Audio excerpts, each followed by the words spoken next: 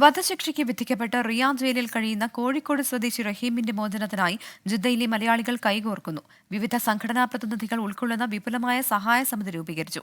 മോചനദ്രവ്യം സ്വരൂപിക്കുന്നതിനായി campaign നടത്തുമെന്ന് ഭാരവാഹികൾ അറിയിച്ചു. അബ്ദുറഹീമിനെ വധശിക്ഷയിൽ നിന്നും രക്ഷിക്കാൻ മോചനദ്രവ്യമായ 34 കോടി രൂപ കണ്ടെത്താനുള്ള നെട്ടോട്ടത്തിലാണ് സുമനസുകൾ.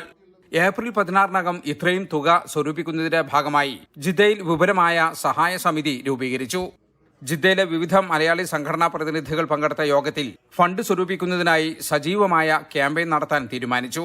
അതുപോലെ ഈ വലിയ മാനവികത ഉയർത്തിപ്പിടിക്കുന്ന ഒരാളുടെ ജീവൻ രക്ഷപ്പെടുത്താൻ ആവശ്യമായ ഈ വലിയ യജ്ഞത്തിൽ, ഈ വലിയ മുന്നേറ്റത്തിൽ ജിദ്ദയിലെ എല്ലാ വിഭാഗം മത, രാഷ്ട്രീയ, കക്ഷി, ജാതി, മത വ്യത്യാസമില്ലാതെ എല്ലാ മേഖലയിലും പ്രവർത്തിക്കുന്ന സംഘടനകളെയും സംവിധാനങ്ങളെയും അണിനിരത്തിക്കൊണ്ട് ആ ഫണ്ട് ശേഖരണം പൂർത്തിയാക്കാനും വിജയിപ്പിക്കാനും ആവശ്യമായ പ്രവർത്തനങ്ങളുമായി ഈ സമിതി മുന്നോട്ട് പോകുന്നതാണ്.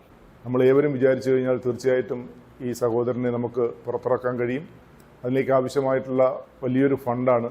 ആ ഫണ്ട് സമാഹരണം എല്ലാ ഭാഗത്തും നടക്കുകയാണ്. അതോടൊപ്പം തന്നെ ജിദ്ദയിലും അതിന്റെ സമാഹരണം നടക്കുന്നുണ്ട്. അതിനുവേണ്ടിയുള്ള ഒരു ജനകീയ കമ്മിറ്റി ഇന്നിവിടെ തുടങ്ങിയിട്ടുണ്ട്. വളരെ ശുഭാപ്തി വിശ്വാസത്തോടു കൂടിയാണ് ഞങ്ങൾ മുന്നോട്ട് പോകുന്നത്.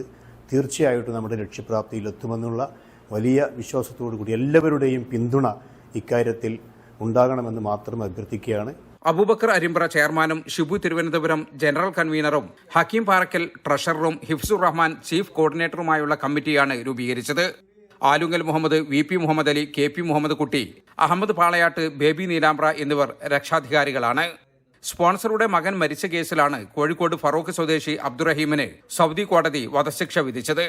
റഹീമിന് മാപ്പ് നൽകാൻ സ്പോൺസറുടെ കുടുംബം ആവശ്യപ്പെട്ട മോചനദ്രവ്യം 15 മില്യൺ റിയാൽ അഥവാ 34 കോടി രൂപയാണ്.